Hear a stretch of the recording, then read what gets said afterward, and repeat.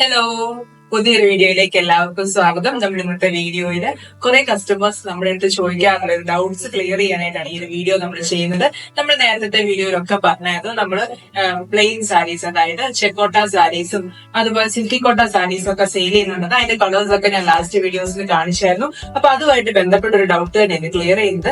കുറെ ആൾക്കാർ നമ്മുടെ അടുത്ത് മെറ്റീരിയൽസ് വാങ്ങിക്കുമ്പോഴും സാരീസ് ഒക്കെ കസ്റ്റമൈസ് ചെയ്യുമ്പോഴും ഈ ഒരു മെറ്റീരിയൽസിനെ കുറിച്ചുള്ള ഒരു ഡിഫറൻസ് എന്താണ്, അതായത് സിൽക്കി കോട്ടായി, കോട്ടൺ ചെക്കോട്ടായി, സിന്തറ്റിക് കോട്ടായി ഒക്കെ തമ്മിലുള്ള ഡിഫറൻസ് എന്താണെന്ന് ചോദിച്ച് ഒത്തിരി എൻക്വയറീസ് വരാറുണ്ട്. ഒത്തിരി ആൾക്കാർക്കും ഇത് തമ്മിലുള്ള വ്യത്യാസം എന്താണെന്ന്, ആക്ച്വലി അതിന്റെ സ്റ്റിഫ്നെസ് എന്താണ്, അല്ലെങ്കിൽ അതിന് എത്രമാത്രം സോഫ്റ്റ് ആണ് എന്നൊക്കെയുള്ള കാര്യങ്ങളിൽ ഒത്തിരി ഡൗട്ട്സ് ഉണ്ട്.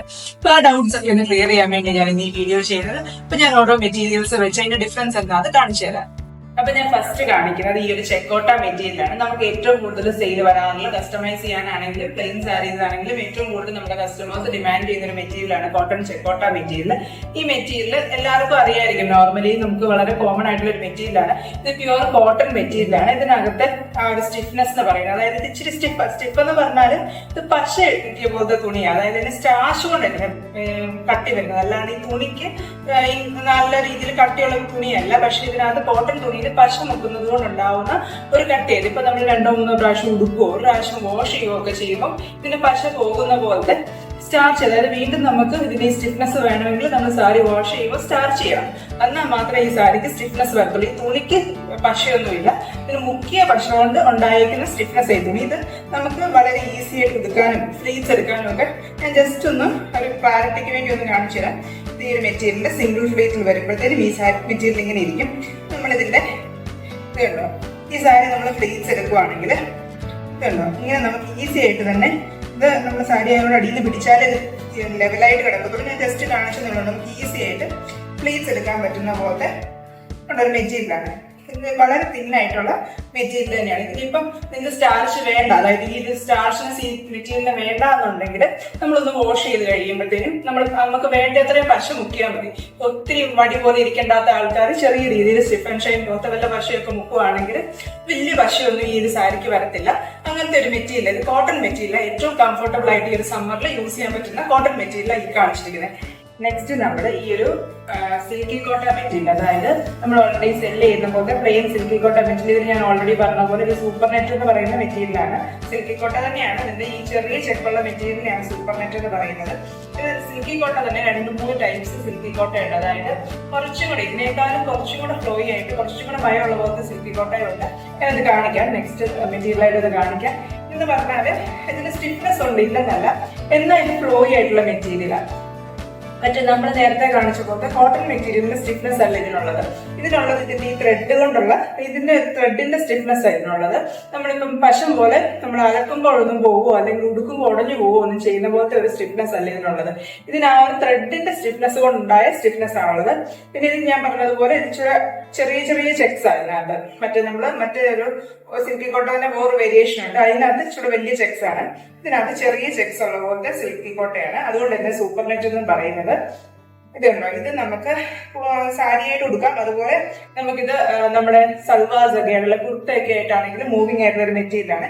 ഈ ഒരു മെറ്റീരിയൽ വെച്ചിട്ട് ഇതുകൊണ്ടോ ഫ്ലീറ്റ്സ് ഒക്കെ എടുക്കാനായിട്ട് കുറച്ചും കൂടി ഈസിയാണ്. നമുക്ക് പിടിച്ചു തരാനൊന്നും, നമ്മളിപ്പോൾ കോട്ടൺ കാണിച്ചപ്പോൾ ഒരാൾ താഴേന്ന് പിടിച്ചു തന്നാലോ കുറച്ചുകൂടെ പെർഫെക്റ്റ് ആയിട്ട് അതായി വരുന്നത്.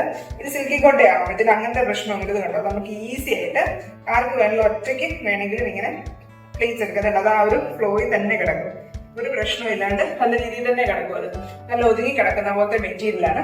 അതുപോലെ തന്നെ ഉടഞ്ഞു പോകത്തില്ല. നമ്മൾ അലക്കുമ്പോഴാണെങ്കിലും നമ്മളിപ്പോൾ റിപ്പീറ്റ് ആയിട്ട് 1-2 പ്രാവശ്യം എടുത്താലും ഒന്നും ഇത് ഉടയത്തില്ലാത്ത പോലത്തെ കുറച്ചും കൂടി ഒരു ബലമുള്ള പോലത്തെ തുണിയാണ്. എന്നാൽ ഇങ്ങനെ വീർത്ത് നിൽക്കുന്ന പോലത്തെയോ അല്ലെങ്കിൽ ഇങ്ങനെ ഭയങ്കര സ്റ്റിഫ് ആയിട്ടുള്ള മെറ്റീരിയൽ അല്ല. സ്റ്റിഫ്നെസ് ഉണ്ട് എന്ന് പറഞ്ഞ് അത് ഇങ്ങനെ പൊങ്ങി വീർത്ത് നിൽക്കുന്ന പോലത്തെ സ്റ്റിഫ്നെസ് അല്ല, മെറ്റീരിയലിനുള്ള സ്റ്റിഫ്നെസ് ആണ്. നെക്സ്റ്റ് നമ്മൾ കാണിക്കുന്നത് സിൽക്കി കോട്ടയുടെ തന്നെ വലിയ ചെക്കുള്ള സിൽക്കി കോട്ടയാണ്. ഇത് ഭയങ്കര ഫ്ലോയി ആയിട്ടുള്ള മെറ്റീരിയലാണ്. അതായത് ഭയങ്കര മയമായിട്ട് ഭയങ്കരമായിട്ട് ഒതുങ്ങി കിടക്കുന്ന പോലത്തെ. കൂടുതലും ആൾക്കാർ നൃത്തക്കാണ് ഈ ഒരു മെറ്റീരിയൽ പ്രിഫർ ചെയ്യുന്നത്. നമ്മൾ ഫ്ലയേഴ്സ് ഒക്കെ വെച്ചിട്ട് ഇങ്ങനെ പ്ലീറ്റ്സ് ഒക്കെ വെച്ചിട്ടൊക്കെ തയ്ക്കാനൊക്കെ പറ്റുന്ന പോലത്തെ ജോർജറ്റ് മെറ്റീരിയലൊക്കെ ഒതുങ്ങി കിടക്കുന്ന പോലത്തെ ടൈപ്പ് സിൽക്കി കോട്ട മെറ്റീരിയലാണ്. ഇത് ഭയങ്കര ഫ്ലോയി ആയിട്ട് ഭയങ്കര സോഫ്റ്റ് ആയിട്ടുള്ള ഭയങ്കര മിനുസമുള്ള പോലത്തെ ഒരു ടൈപ്പ് മെറ്റീരിയലാണ്. പക്ഷെ ഇതിന്റെ ഒരു പ്രശ്നം എന്ന് വെച്ചാൽ എല്ലാ കളേഴ്സിലും നമുക്ക് ഈ ഒരു ചില കളർ, അതായത് എല്ലാ കളേഴ്സിനും നമുക്ക് ഫൈൻ ബോർഡേഴ്സ് വരത്തില്ല. ഇതുപോലത്തെ ഒരു റഫ് ബോർഡേഴ്സ് ഇതിന്റെ ചില കളേഴ്സിന്, എല്ലാ കളേഴ്സിനും അല്ല പറഞ്ഞത്, പ്ലെയിൻ നല്ല സ്റ്റിഫ്, നല്ല ആ ഒരു പ്ലെയിൻ നല്ലതായിട്ടുള്ള ബോർഡർ ഉള്ള കളേഴ്സ് ഉണ്ട്. എല്ലാ കളറിലും ആ ഒരു ബോർഡർ അവൈലബിൾ ആവണം എന്നില്ല. ചില കളേഴ്സിലൊക്കെ, അതായത് ഒരു 50% കളേഴ്സിലും ഇങ്ങനെ ഒരു ബോർഡറാണ് വരുന്നത്. അപ്പൊ ഈ ഒരു മെറ്റീരിയൽ ഇങ്ങനെ ഇത്ര ബോർഡർ വന്നാൽ നമുക്ക് സാരീസ് ചെയ്യാനായിട്ട് ഡിഫിക്കൽട്ട് ആണ്. ഒന്നെങ്കിൽ നമ്മൾ ഇത് സ്കാലപ്പ് ചെയ്യേണ്ടത് ഫുൾ ബോർഡർ, അല്ലെങ്കിൽ നമ്മൾ എന്തെങ്കിലും ലേസ് ബോർഡേഴ്സോ പൈപ്പിങ്ങോ ഒക്കെ കൊടുത്താൽ മാത്രമേ ഈ ഒരു ബോർഡർ വെച്ചിട്ട് നമുക്ക് സാരി ആക്കാൻ പറ്റത്തുള്ളൂ. പക്ഷെ ഭയങ്കരമായിട്ട് ഇത് ഫുൾ സാരി മടക്കി പിടിച്ചാൽ പോലും ഇതുകൊണ്ട് ഇത്രയേ ഉള്ളത്, അതുപോലെ ഒതുങ്ങി കിടക്കുന്ന പോലത്തെ മെറ്റീരിയൽ ഇത് ഫ്ലീറ്റ്സ് ഒക്കെ എടുക്കാനായിട്ടാണെങ്കിലും വളരെ സിമ്പിൾ ആണ്. ഞാൻ പറഞ്ഞല്ലോ, നമുക്ക് ഫ്ലീറ്റ്സ് ഒക്കെ വെച്ചിട്ട് കുർത്ത തയ്ക്കുമ്പോൾ പോലും അതാ ഫ്ലീറ്റ്സ് നല്ല രീതിയിൽ ഇങ്ങനെ ഒഴുകി തന്നെ കിടക്കുന്ന പോലെ കൂടുതലും കുർത്തയ്ക്ക് പോകുന്ന ഒരു മെറ്റീരിയലാണ്. സാരീസും ചെയ്യാറുണ്ട്. പിന്നെ ഇതും കോട്ടൺ മെറ്റീരിയൽ അല്ല. ചൂടെടുക്കുമോ എന്നൊക്കെ ചോദിച്ചാൽ നമുക്ക് കോട്ടൺ മെറ്റീരിയൽ യൂസ് ചെയ്യുന്ന അത്ര കംഫർട്ടബിൾ അല്ല. എന്നാൽ കോട്ടൺ മെറ്റീരിയൽ ആയതുകൊണ്ട് ഭയങ്കരമായിട്ട് ചൂടെടുക്കുന്ന പോലത്തെ മെറ്റീരിയൽ അല്ല കാരണം. നെക്സ്റ്റ് നമ്മൾ കാണിക്കുന്നത് സിന്തറ്റിക് കോട്ട മെറ്റീരിയലാണ്. ഈ സിന്തറ്റിക് കോട്ട മെറ്റീരിയലും നമ്മൾ നേരത്തെ കാണിച്ച സിൽക്കി കോട്ട മെറ്റീരിയലും ചെക്സ് കാണുമ്പോൾ ഓൾമോസ്റ്റ് സിമിലർ ആയിട്ട് തോന്നും. പക്ഷെ ഇത് സ്റ്റിഫ് ആയിട്ടുള്ള ഒരു മെറ്റീരിയലാണ്. അതുപോലെ തന്നെ കോസ്റ്റും വളരെ കുറഞ്ഞൊരു മെറ്റീരിയലാണ്. നമ്മൾ സിൽക്കി കോട്ടയുടെ ഒക്കെ പറയുന്ന പോലത്തെ അത്രയും കോസ്റ്റ് ഈ മെറ്റീരിയലിന് വരത്തില്ല. ഇത് കുറച്ചും കൂടെ സ്റ്റിഫ് ആയിട്ടുള്ള മെറ്റീരിയൽ. ഇത് കണ്ടോ, ഇത് സ്റ്റാർച്ച് കൊണ്ടൊന്നും അല്ല, നമ്മൾ കോട്ടൺ പറഞ്ഞ പോലെ സ്റ്റാർച്ച് കൊണ്ടൊന്നും അല്ല, സ്റ്റിഫ്നെസ് അല്ല. ഇത് നമ്മൾ ഈ ഒരു മെറ്റീരിയലിനുള്ള ഒരു സ്റ്റിഫ്നെസ് ആണ്. ഇത് വീർത്ത് നിൽക്കുമോ എന്നൊക്കെ ചോദിച്ചാൽ ഭയങ്കരമായിട്ട് നമ്മൾ ഓർഗൻഡി സാരി ഒന്നും ഉടുക്കുന്ന അത്ര വീർത്തൊന്നും നിൽക്കത്തില്ല. പക്ഷെ ഇതിന് ഒരു പോളിസ്റ്റർ സിന്തറ്റിക് വുഡ് കൂടിയ പോലത്തെ തുണിയാണ്. ഉടുക്കാനൊന്നും വലിയ പാടൊന്നുമില്ല. അതുകൊണ്ടോ ഈസി ആയിട്ട് നമുക്ക് ഫ്ലീറ്റ്സ് ഒക്കെ എടുക്കാൻ പറ്റും. പക്ഷെ ഒതുങ്ങി കിടക്കുന്ന പോലത്തെ അത്രയും ഭയങ്കര ഫ്ലോയി ആയിട്ടുള്ള ഒരു മെറ്റീരിയൽ അല്ല ഇത്. കുറച്ചൊരു സ്റ്റിഫ്നെസ് ഉള്ള മെറ്റീരിയൽ, തൊടുമ്പോഴാണെങ്കിൽ കുറച്ചും കൂടെ സ്റ്റിഫ്നെസ് ഉള്ള പോലത്തെ ഒരു മെറ്റീരിയൽ സിന്തറ്റിക് കോട്ട. പക്ഷെ സിന്തറ്റിക് കോട്ട ബഡ്ജറ്റ് ഫ്രണ്ട്ലി സാരീസിന്, അതായത് ഈ ഒരു മെറ്റീരിയലിന് 350 rupees ഒക്കെ വരത്തുള്ളൂ മാക്സിമം. ആ ഒരു റേഞ്ചിൽ നമുക്ക് കസ്റ്റമൈസ് ചെയ്തെടുക്കാൻ പറ്റും. അതായത് നമുക്ക് 1000 below സാരീസ് ഒക്കെ കസ്റ്റമൈസ് ചെയ്യണമെങ്കിൽ സിന്തറ്റിക് കോട്ട സാരീസ് ആവാൻ നമുക്ക് കുറച്ചും കൂടെ എളുപ്പമായിട്ട് വർക്കൊക്കെ ചെയ്ത് കസ്റ്റമൈസ് ചെയ്യാൻ പറ്റും. കാരണം മെറ്റീരിയലിന്റെ കോസ്റ്റ് കുറയുന്നത് കൊണ്ട് നമുക്ക് ഡ്യൂറബിൾ ഒക്കെ തന്നെയാണ് സിന്തറ്റിക് കോട്ടയും. ഡ്യൂറബിലിറ്റിയുടെ പ്രശ്നമൊന്നുമില്ല. നമുക്ക് എത്ര തവണ വേണേലും വാഷ് ചെയ്ത് എത്ര നാളും ഉപയോഗിക്കുന്നതിലും കുഴപ്പമൊന്നുമില്ല. പക്ഷെ അതിന്റെ ഒരു മെറ്റീരിയലിന്റെ റഫ്നെസ് കൊണ്ടാണ് ഈ ഒരു മെറ്റീരിയൽ ഇത്ര റേറ്റ് വ്യത്യാസം വരുന്നത്. പക്ഷെ അത്യാവശ്യം വണ്ണമൊക്കെ കുറഞ്ഞ ആൾക്കാരൊക്കെ സിന്തറ്റിക് കോട്ട സാരി ഉടുക്കുവാണെങ്കിൽ കുറച്ചും കൂടെ കുറച്ചുകൂടെ ആ ഒരു സ്റ്റിഫ്നെസ് ഉള്ളത് കൊണ്ട് കുറച്ചുകൂടെ ഭംഗിയായിരിക്കും. വണ്ണമുള്ളവർക്കും പ്രശ്നമുള്ള സാരി മെറ്റീരിയൽ ഒന്നും അല്ല. ഞാൻ പറഞ്ഞതുപോലെ ഓർഗൻഡി ഇങ്ങനെ വീർത്ത് നിൽക്കുന്നത് പോലെ വീർത്ത് നിൽക്കത്തില്ല. നമ്മളിപ്പം കമ്പയർ ചെയ്ത സിൽക്കി കോട്ടയൊക്കെ വെച്ച് കമ്പയർ ചെയ്യുമ്പോൾ ഇച്ചിരി സ്റ്റിഫ് ആയിട്ടാണ്. പക്ഷെ നമ്മൾ കോട്ടൺ ചെക്കോട്ടയാണെങ്കിലും നല്ല രീതിയിൽ പശ മുക്കിയാൽ ഈ ഒരു സ്റ്റിഫ്നെസ് വരും. പക്ഷെ കോട്ടൺ ചെക്കോട്ട ആകുമ്പോൾ കുറച്ചുകൂടെ സോഫ്റ്റ് ആണ്. കുറച്ചും കൂടെ ഈ പറഞ്ഞ പോലെ നമുക്ക് കോട്ടൺ ആയതുകൊണ്ട് കുറച്ചും കൂടെ കംഫർട്ടബിൾ ആയിരിക്കും. സിന്തറ്റിക് കോട്ട ഇങ്ങനത്തെ മെറ്റീരിയൽസ് ഉപയോഗിക്കുന്ന ആൾക്കാർക്ക് നല്ലതായിട്ട്, അതൊരു മീൻസ് ഒത്തിരി ഈ കോട്ടൺ മാത്രം ഉപയോഗിക്കുന്ന അല്ലാത്ത എല്ലാ മെറ്റീരിയൽസും ഒക്കെ ഉപയോഗിക്കാൻ താല്പര്യമുള്ള ആൾക്കാർക്ക് ബഡ്ജറ്റഡ് സാരി ആയിട്ട് ചെയ്യാനാണെങ്കിൽ സിന്തറ്റിക് കോട്ട സാരീസ് വളരെ നല്ലൊരു ചോയ്സ് തന്നെയാണ്. ഇത്രയും നമ്മൾ കാണിച്ചത് കോട്ട മെറ്റീരിയൽസ് ആയിരുന്നു. അപ്പൊ നോർമലി കോട്ട മെറ്റീരിയൽസിൽ ഇത്രയും ഡിഫറൻസ് മെറ്റീരിയലുകൾ വരുന്നത്.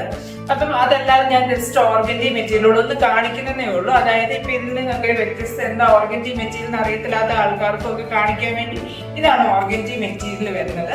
ഓർഗൻഡി മെറ്റീരിയൽ എന്ന് പറയുമ്പോൾ അത്യാവശ്യം നല്ല സ്റ്റിഫ് ആയിട്ടുള്ള മെറ്റീരിയലാണ്. പക്ഷെ ഉടുത്താൽ ഏറ്റവും ക്ലാസ് ലുക്കുള്ള മെറ്റീരിയലും ഓർഗൻഡിയാണ്. പക്ഷെ ഉടുക്കാനാണെങ്കിലും മാനേജ് ചെയ്യാനാണെങ്കിലും കുറച്ചും കൂടെ ഡിഫിക്കൽട്ട് ആയിട്ടുള്ള ഒരു മെറ്റീരിയൽ. അതായത് ഇത്രയും സ്റ്റിഫ് ആയതുകൊണ്ടും പെട്ടെന്ന് ഇങ്ങനെ ഉടഞ്ഞ് ചുളുങ്ങി പോകുന്ന പോലത്തെ ഒരു മെറ്റീരിയൽ.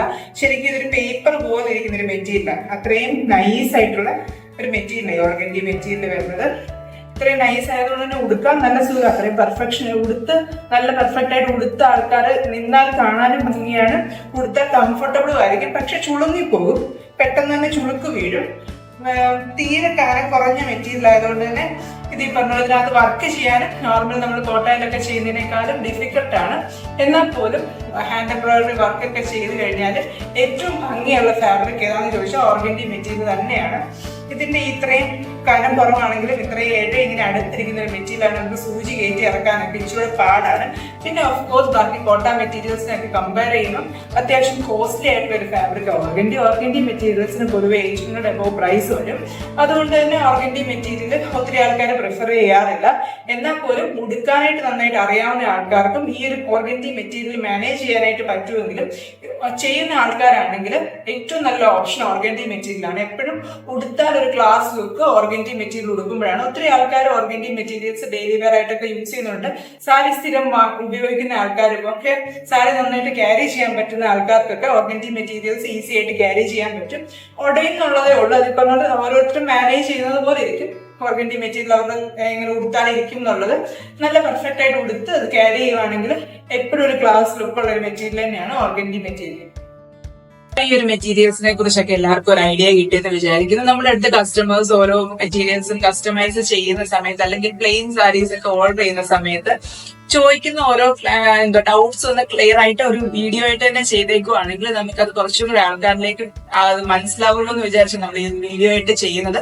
അപ്പൊ ഒത്തിരി ആൾക്കാർക്കും ഈ കോട്ട മെറ്റീരിയൽ തന്നെ ഇത്രയും വേരിയേഷൻസ് ഉള്ളതിലൊക്കെ ഭയങ്കര ഡൗട്ട് ഉണ്ട്. ഇതിനൊക്കെ തമ്മിൽ എന്താ വ്യത്യാസം, എല്ലാ കോട്ട മെറ്റീരിയലും കോട്ടൺ ആണോ, അങ്ങനെയൊക്കെ ഉള്ള ഒത്തിരി ഡൗട്ട്സ് ഉണ്ട്. അതുപോലെ പല ചെക്കുള്ള മെറ്റീരിയൽസ് വരുമ്പോൾ ഇത് കോട്ടയിൽ തന്നെ ഇത്രയും ചെക്സ് വരുമോ, കോട്ടൺ ചെക്ക് കോട്ടയിൽ തന്നെ ഉള്ളതാണോ, മറ്റേ ഈ ബോർഡർ ഫൈൻ അല്ലാത്ത ബോർഡർ ഉള്ളതും കോട്ടൺ ചെക്കോട്ടയാണോ എന്നൊക്കെ കാണുമ്പോൾ അറിയത്തില്ലെങ്കിൽ നമ്മൾ ഈ ഓൺലൈനായിട്ട് സെയിൽ ചെയ്യുമ്പോൾ നമുക്ക് ഈ ഒരു മെറ്റീരിയലിനെ കുറിച്ചുള്ള ഒരു ഡിഫറൻസിയേഷൻ എല്ലാവർക്കും കൊടുക്കണമല്ലോ. അതായത് എന്താണ് മെറ്റീരിയൽ, ഇത് എങ്ങനെയാണെന്നുള്ളൊരു നമ്മളത് കറക്റ്റ് ആയിട്ട് അവർക്ക് ക്ലാരിഫൈ ചെയ്ത് കൊടുക്കാതെ സെല് ചെയ്യാനായിട്ട് പറ്റത്തില്ല. അപ്പൊ നമുക്ക് ഓരോ കസ്റ്റമേഴ്സ് നമ്മുടെ അടുത്ത് ഇങ്ങനെ ഒരു ഡൗട്ട് ചോദിക്കുമ്പോൾ നമുക്കതിനെ നേരിട്ടുള്ള മീൻസ് നമ്മൾ ഓഫ്ലൈൻ വാങ്ങിക്കുവാണെങ്കിൽ നമുക്ക് തൊട്ട് നോക്കി അല്ലെങ്കിൽ എടുത്ത് നോക്കിയൊക്കെ നമുക്കതിനെ മനസ്സിലാക്കാൻ പറ്റും. അപ്പൊ നമ്മളിങ്ങനെ ഓൺലൈനായിട്ട് കൊടുക്കുമ്പോഴത്തേനും നമുക്കത് കുറച്ചും കൂടി ഒരു ക്ലാരിറ്റിയിൽ കൊടുക്കാൻ വേണ്ടി ഞാൻ ഈ ഒരു വീഡിയോ ചെയ്യുന്നത്. ഇത് ആർക്കെങ്കിലും ഒക്കെ ഹെൽപ്ഫുൾ ആകുമെന്ന് വിചാരിക്കുന്നു.